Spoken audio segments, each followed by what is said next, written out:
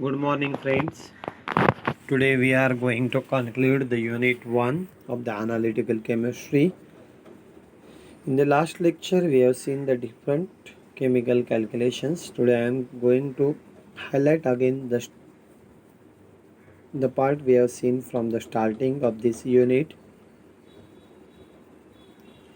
because the very simple unit, it is theoretical one. Analytical chemistry is the theoretical one.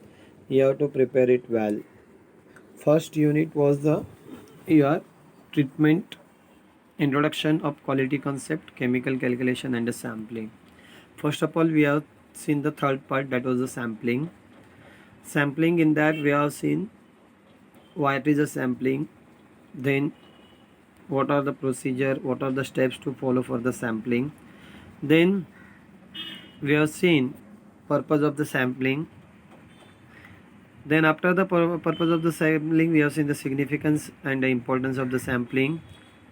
Then some terms we have seen: what is a sample, what is a sampling procedure, what is a reference, what is a universe, what is a population, what is a sampling unit, then what is the increment, what is a gross sample, what is a net sample, like that some terms we have seen.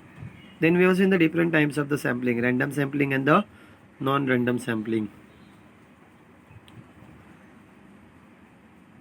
Then difficulties encountered in the sampling. What are the difficulties that come under the sampling? Then we have seen the different sampling of the solid, sampling of the liquid, then sampling of the compact solids, sampling of the gas, like that we have seen, and different methods under this sampling we have seen. Please prepare this part well. It is again the, I can say, the theoretical part is there. Please prepare it well. Then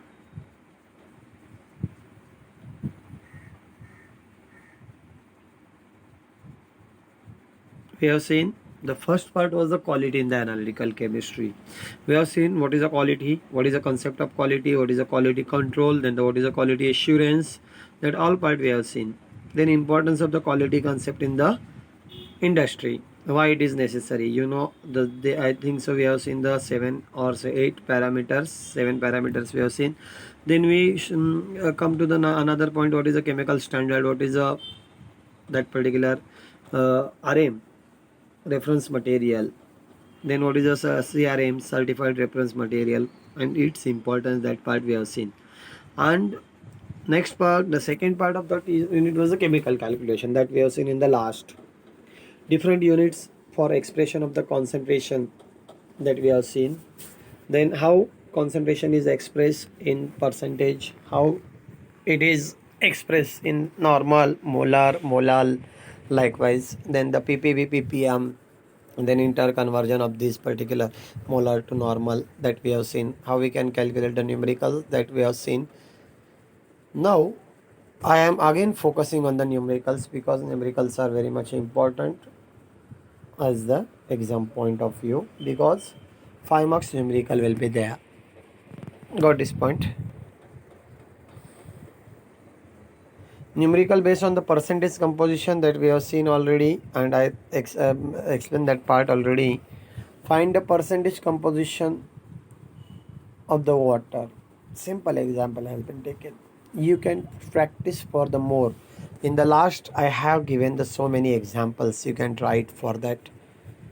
First of all, you have to identify how many number of the different elements are present in that particular molecule.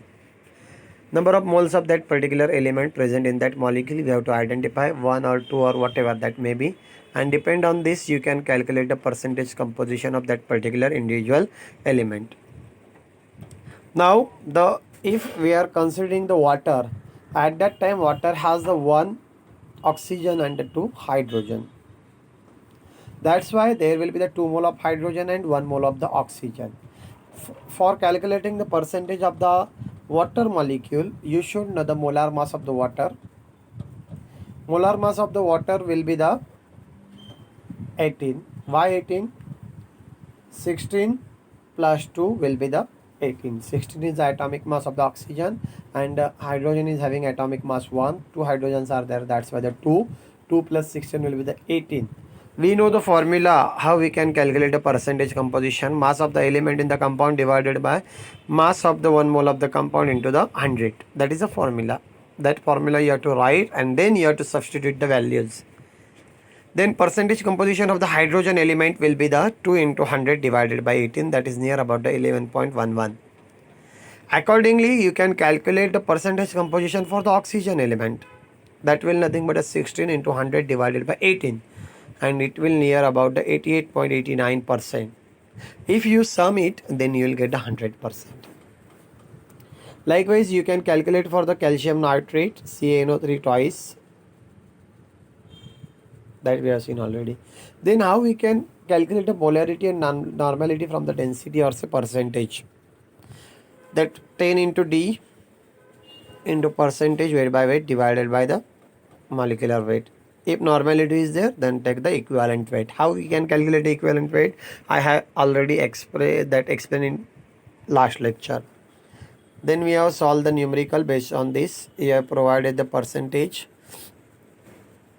Then they ask you to prepare the 250 cm cube of 2 normal HNO3 from the given sample. First of all, you should know the concentration of the bulk. Then you can calculate the further volume. How much volume should be prepared out to prepare the 0.2 that is a 2 normal HNO3 of 250 cm cube volume. Then calculate the molarity and the molality.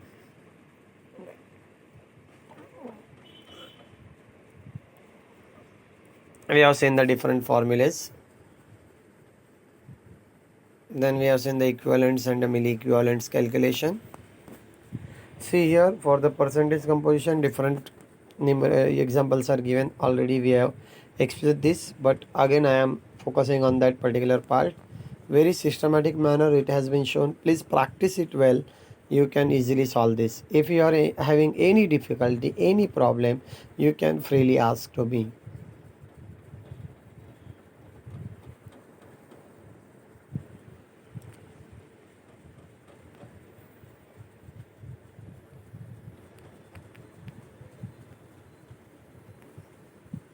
You can calculate so many different example,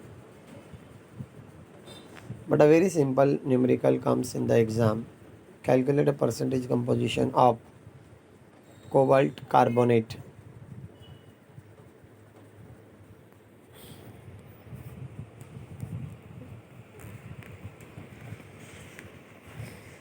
Cobalt carbonate, CO2 CO3 thrice. Okay, first of all you have to identify the number of moles of that element present, how many carbons are there, how many cobalt is there, how many oxygens are there. 3 carbons are there and 9 oxygens are there, and 2 cobalt molecules elements are there, and you can calculate the percentage of the individual and you will get the 100% total. Then another example is given that uranium hexafluoride is used in the gaseous diffusion process for separating uranium isotopes. How many kilogram of the elementary uranium can be converted to the UF6 per kg of the combined fluorine? In 1 mole of UF6 there is, that weight will be provided in the bracket. Don't worry about this.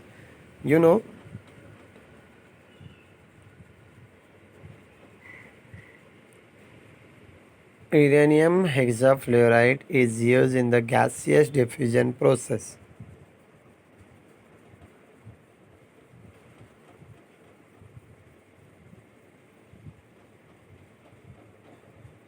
In separating up the uranium isotopes. How many kilogram of elementary uranium can be converted to UF6 per kg? The atomic mass of the fluorine is the 19, right? 19 into 6, and uranium is the 238. You can divide by this particular fluorine to the uranium by the fluorine. Then 238 divided by 6 into 19 fluorine, that will give a 2.09 gram uranium per gram fluorine. that is nothing but 2.09 kilogram uranium per kilogram fluorine. It is very simple. You have to take the ratio of the cation to the anion, means uranium to fluorine, and that will, you can get the how much particular amount of the uranium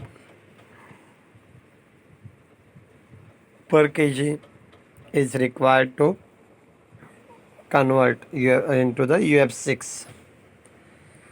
Determine the weight of the sulfur required to make 1 metric ton of H2SO4.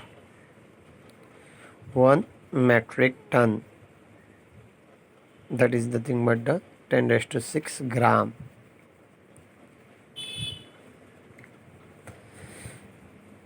One mole of H2SO4 divided by 98.0 H2SO4.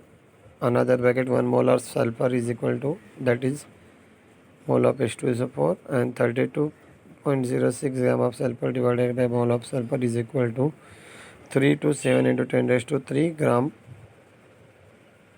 sulfur, or say 3 to 7 kilogram sulfur is required to prepare the 1 metric ton of the H2SO4.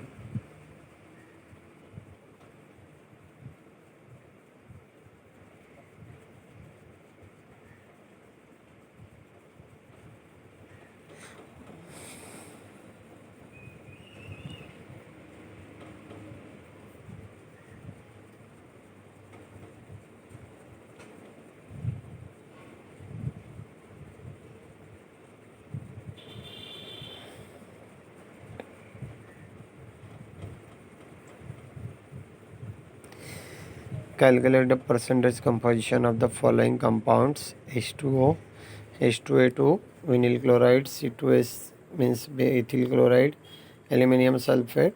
Then another example is the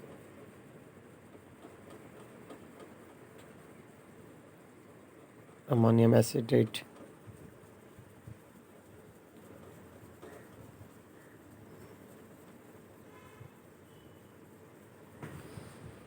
Ammonium acetate is there. We have to calculate the percentage composition one by one. Try it in your notebook. All the values are shown here. What weight of the copper oxide will require to furnish 200 kg of the copper?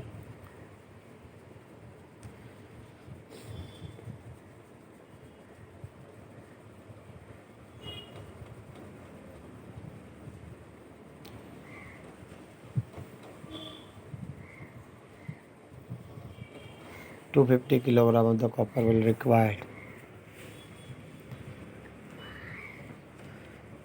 because in 100 kg of the copper there will be the 79.9 kg of the copper, and for preparing the 200 kg of the copper you have to take the cross multiplication. Very simple it is. You can add one more step.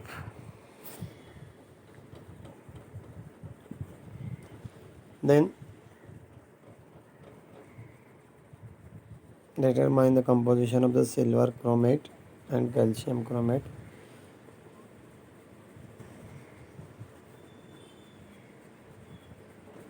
Different examples are given. Please try it for that.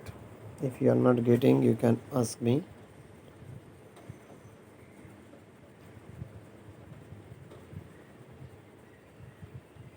And please try to follow this thing for the calculation of the polarity, normality, ppb, ppm, like that. Very simple it is. Okay, we can stop here. Here the unit 1 is finished. If you are having any problem while solving the numericals, you can really ask. Thank you.